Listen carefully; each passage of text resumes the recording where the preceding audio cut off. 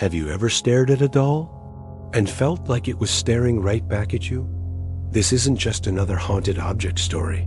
This is a tale of obsession, beauty frozen in time, and a forbidden connection between a man and a doll that wasn't entirely lifeless.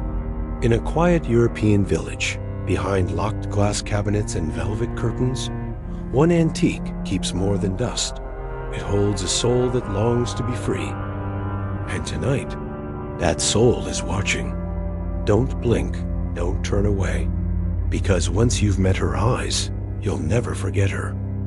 If you love mysterious romance, haunted beauty, and dark secrets buried in wood and porcelain, hit like, subscribe, and drop a comment telling us where you're watching from. Let's unravel this chilling mystery together. When Julian moved into the old townhouse in the heart of Edelmore, a cold, cobbled village in Eastern Europe, he never expected to find anything more interesting than a creaky floor and a leaky roof. The place was cheap, ancient, and full of dust, but something about it whispered to him, not in sound, but in feeling, like the house wanted to be noticed or remembered. On his first night, while cleaning the attic, Julian stumbled upon an ornate glass cabinet covered by a heavy velvet sheet. Inside was a doll. Not just any doll, she looked almost human. Pale porcelain skin, long lashes that cast delicate shadows, and eyes that shimmered not with paint, but with something else. Curiosity? Grief? A secret? He tried to look away, but couldn't. The air shifted. The room felt warmer, as if her presence altered the space. Her name was written in faded ink on a torn label beneath her feet. Evelyn. Julian didn't know why he whispered. Who were you? He didn't expect a response. And yet, that night, he dreamed of her. In the dream, she wasn't made of porcelain.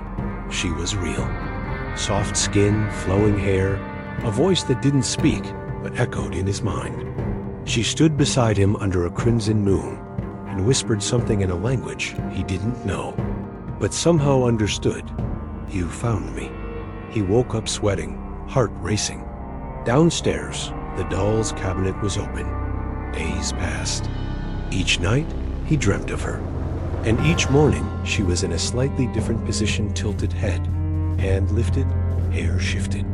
He set up a camera, but the footage always glitched during the hours between 3 and 4 a.m. It wasn't terrifying.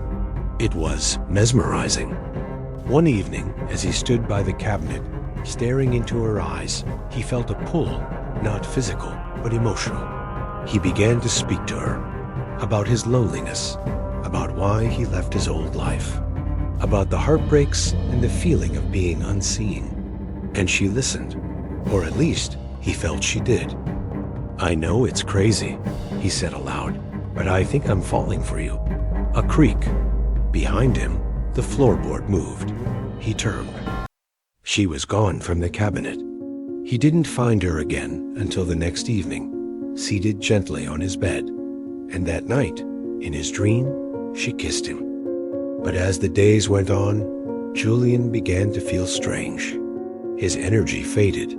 He stopped leaving the house. Friends stopped calling. His phone battery drained without warning. Mirrors reflected someone who wasn't quite him. Pale skin, hollow cheeks, and eyes that shimmered. It was as if the house, or the doll, was taking pieces of him. One final night, lightning struck the power lines. Candles flickered in the dark. He sat in the attic, the cabinet wide open, the velvet sheet gone. Evelyn stood before him, not a dream, not a doll, but a woman. Her movements were slow, graceful, her eyes filled with sadness and longing. You said you loved me, she said without speaking. Will you stay? He hesitated, then nodded. By the time the morning came, the house was empty, except for the doll, back in the cabinet now, with a slight smirk on her lips and Julian's silver ring on her porcelain hand. Not all love stories end in heartbreak. Some end in silence. And some, like Julian and Evelyn's, never really end at all. If this story gave you chills, don't forget to like, subscribe, and share it with someone who believes in the beauty of mysterious love. Tell us where you're watching from. We read every comment.